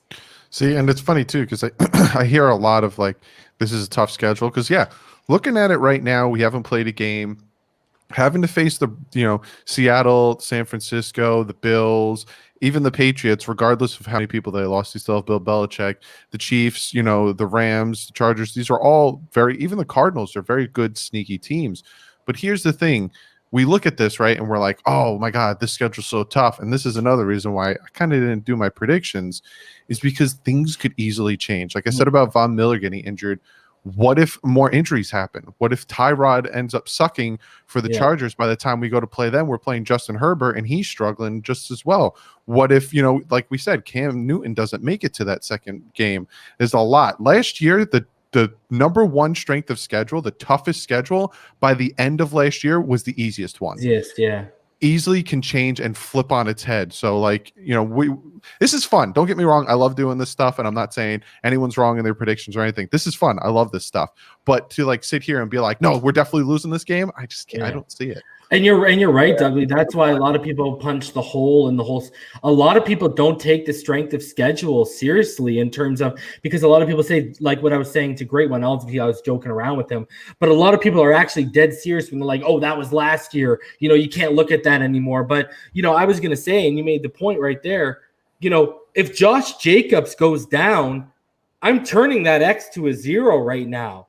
Because I think they're going to go as far as Josh Jacobs take them, which I think they can go really far on his back. But if he gets hurt again, all of a sudden they go from 8-8 with me to 9-7, and now I got to have them in the serious conversation for a wild card spot. So all it takes is they could lead. I could be right all the way up to New England. Josh Jacobs goes down while we're playing New England. All of a sudden I'm wrong against Las Vegas, and we're in the playoffs. And that can happen to anyone who's made these predictions right now. Either way, right? So, yeah, you're 110% right. I'm still going to say you copped out, but I love you, Doug. I'll take it. I'm used to it. Any team is a critical cotton swab away from dropping an L on any given Sunday. Yeah, Yep. Exactly. Yeah. Look at you. Still one of my favorite movies to this day. You guys have already given me and blessed me and our subscribers with an hour and 40 minutes of your time. So let's just go through final thoughts with you guys. Because where's our bold predictions? Okay, well, you guys want to do that? All right, let's do it. So, okay, so we'll start with Great One. Give us a bold prediction. Your bold prediction, bro. Look, going back to the schedule situation, one of the things that we seem to notice with the Dolphins over the past several years is the Dolphins win the games that they're supposed to lose, and they lose the games we're supposed to win. So my bold prediction is we're going to beat the Chiefs with Patrick Mahomes as the quarterback, and we're going to hold them under 30 points. Wow, that's a bold prediction. Paul, the look on your face makes me think you don't have a bolder prediction, but let's No, I think that was a pretty bold one. I like it. For me, I'm going to say two players that combine for 15 plus sacks on our defense, and they're two names that we barely even touched on this episode. And that is Andrew Van Ginkel and Jason Strowbridge. My guy, there you go. That's why I say, Paul, you my dude. Yeah, I got you. Strowbridge is going to be all over that D-line, and he's a guy that we haven't even talked about, and that's okay. There's a whole ton of guys on this team, and this is a defense that has about 20 starters on it. So, given on personnel packages, you name it. Yeah. And Jason Strowbridge and Van Ginkel are going to combine for 15 plus sacks this season. I love it. Huge Van Ginkel fans on this panel. A BallGame, that's his boy. And with wow, I had a brain fart. Van Ginkel and Strowbridge. The one Dolphin player's autograph I pulled in my hunt for Tua so far. So I'm hoping you're right. Dante Collinelli, what's your bold prediction for the season? Did he freeze out again? He might have. Dante, flash gang signs if you can hear us. All right. DouglieDoWrong, what's your bold prediction? This one's gonna stir some feathers, but I'm ready for this one. Ryan Fitzpatrick. Yeah, my bold prediction is Tua Tagovailoa throws. Can you guys not hear me? No, we can hear you. You can hear you now. Oh my god. Go ahead. He's on Internet Explorer. We're good. Yeah, we can see you. Yeah, you're good. Yeah, you're good. Yeah, go. Oh, We said go when he went. I didn't say leave. All right, let me get my bold prediction before he starts yelling at me again. So, my bold prediction is Ryan Fitzpatrick plays the entire season and gets us a winning record. Wow. Hi, Paul. I gotta shut my dog. And here, let me explain myself a little bit, because a lot of people want to see Tua play. I want to see Tua play, but a lot of people are underestimating Fitzpatrick in a Changeli offense that he's comfortable with for 5 years, and the fact that it sucks, but we've seen the loss of a parent and how much that can just get behind somebody to play even harder than they normally did. Look at Brett Favre when he lost his father Monday night. Had a fantastic game. I have a feeling that Fitzpatrick He wasn't is going 50 years old at the time, though. How old? What was he, like 4 years from that fake retirement? He's still pretty up there in age. He was like 30, 36, 35, 36. How old do you think Fitzpatrick Fitzpatrick's is? 37, bro. No. 30. That was like early 2000. So that he had to be like his early 30s, somewhere in his early 30s. Yeah, Fitzpatrick ain't in his 40s. No, I'm talking about Brett Favre was in his early 30s when the Yeah, but I still think Fitz is gonna do it for his mom, and I think he's gonna play the full season. I think he's gonna get us a winning record. But again, this is a bold prediction. Everybody, don't get on me. Bold prediction. I ain't mad at it. He's gonna have that Rich Gannon rejuvenation late in his career. There you go. It's realistic. Dante, what's your bold prediction? Yeah, my bold prediction is that my internet connection won't drop again. I'm 0 for 2 there, but no, my actual bold prediction is that Tua will throw more touchdown passes than Ryan Fitzpatrick. So I'm going to go the opposite way on that. I think Tua gets in early, and I think I'm not very high on Ryan Fitzpatrick playing well for an extended period of time. So I'll take Tua with more touchdown passes over Fitz. So before we get to ball game, let me ask you all guys this question. Just throw out your number. What's your leash in terms of games with Fitzpatrick this season? Oh, 3. See, that for me, it comes with it depends, because if he's the reason for the losses, then I'm giving it 2 games. But I'm sticking with the hot hand. Like if they lose a game, 24-21, and it's because the defense gave up a field goal, it's not on Fitz, Yeah, exactly. If you start seeing glimpses of Fitz tragic popping his rearing his I give it 2 games. I'm not, I'm giving 2 games. Yeah. All right. Ball game. What's your bold prediction for this season with the Miami Dolphins? Bobby McCain gonna make the Pro Bowl. Whoa! We went from ending Kalen Ballage's career to a Pro Bowl. What's next? The yellow jacket at Canton by year 2? You tango, bro. Oh no! No, hey, that's bold, brother. Hey, I tip my cap to you. Now I feel like a vagina out here with my prediction. And Roe makes it as an alternate. Oh wow! You went that A1 bold steak sauce on there. Reason's prediction is the Dolphins are going to win 2 games. Yeah. So I guess my prediction is that Preston Williams and Devontae Parker are each going to have 1,000-yard seasons. That's my bold prediction. And that's just based off how hyped they are and the training camp feedback we've been getting. And we haven't had that in a long time. So, I mean, it would be nice to see. But, guys, I got to thank each and every one of you for taking the time out on a Wednesday night, the night before the season really kicks off. Oh, wow. EM, what's your bold prediction for the season, for the season, bro? Gentlemen, what's going on? What's up? We hung out long enough. We waited for it. Man, what was the question? Reason? I'm sorry. Yeah. What's your bold prediction for the Miami Dolphins in 2020? Landon Roberts will lead this team in tackles this year. I'll take that. That's a good one. You've again made me look like the weakest one out here, but it's all good, bro. Yeah, Reason actually made 2 bold predictions. He made the 1,000-yard one for each, and he made the Broncos will beat the Dolphins. So. Oh wow! Well, I can't argue with him too much on that Broncos prediction because I anticipate the Dolphins will lose that one as well. I think they'll, because we're playing in Denver, so we all know how that mile high air is. They'll be there 3 days early. It don't take long to get acclimated to that. Yeah. Well, I hope. I hope I'm wrong, but yeah. So. Hey, awesome show, gentlemen. Absolutely fire tonight, man. I've been listening, as I've been working. So Yeah, great job to all of y'all, man. Even you, BallGame.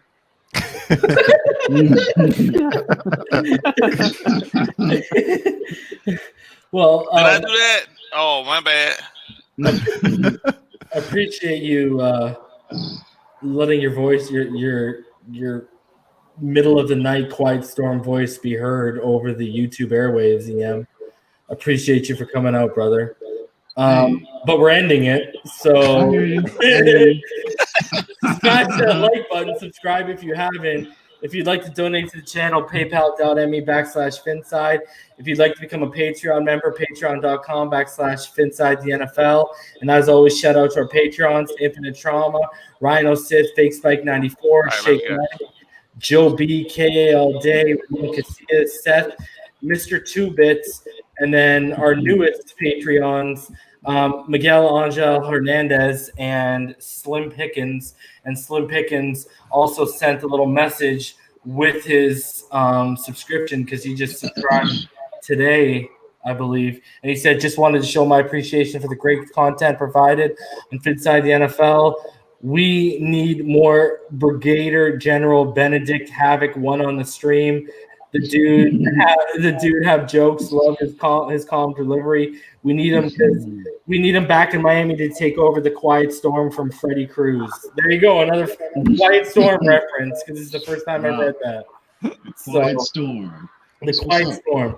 But guys, we're out of here. We'll be back Friday night for our preview show, and then, as you know, half hour after the game ends on Sunday, we'll be going live with our post-game analysis recap show where we'll be opening it up after about 45 minutes to all of you guys, all of our subscribers to come on and either vent about the loss or hopefully celebrate the victory.